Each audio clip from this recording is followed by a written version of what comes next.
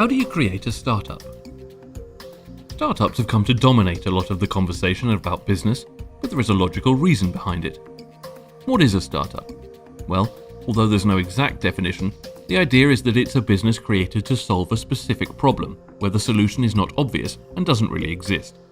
And yes, some of those so-called problems can be very first world, like I don't have time to squeeze my own fruit juice. But the general ethos of startups is offering solutions.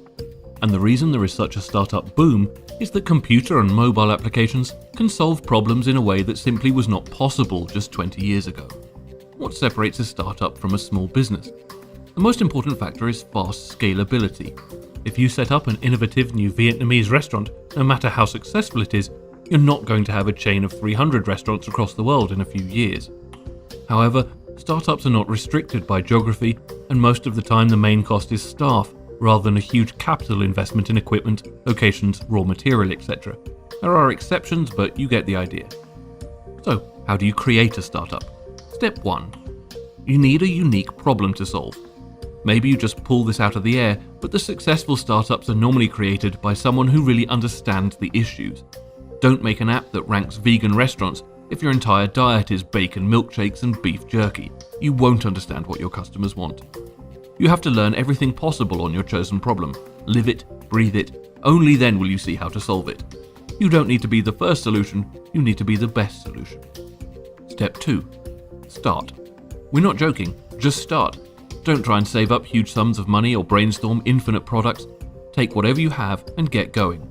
If you're very low on capital, then this may involve teaching yourself how to do something. There is a difficult balance at the beginning, knowing when it's worth paying an expert, especially when it comes to web design or app design. There are a lot of great tools though, and you'd be surprised how much you can do. What's more, you get to really understand what you're creating, which will be invaluable as time passes. Be aware of your limits, but if you can do it yourself, do. Don't spend money unless it's for seriously added value. Step 3. Don't shut yourself off from the world. Collaboration is vital for a startup to succeed. This could be through cutting deals with expert professionals in order to improve your product, but it could also be through just becoming a very active part of the community that your startup serves, both the customers there and the other businesses around it. The reason a lot of startups turn to crowdfunding is not just the funding, but the crowd. Collaborators and other community members will teach you, motivate you, and add invaluable insight. Step 4. Look for funding. After doing as much as you can without investment, which is called bootstrapping, try to find people who share your vision. Create a prototype or demonstrate exactly how you would build your product, and combine this with a clear strategy for how you will become sustainable.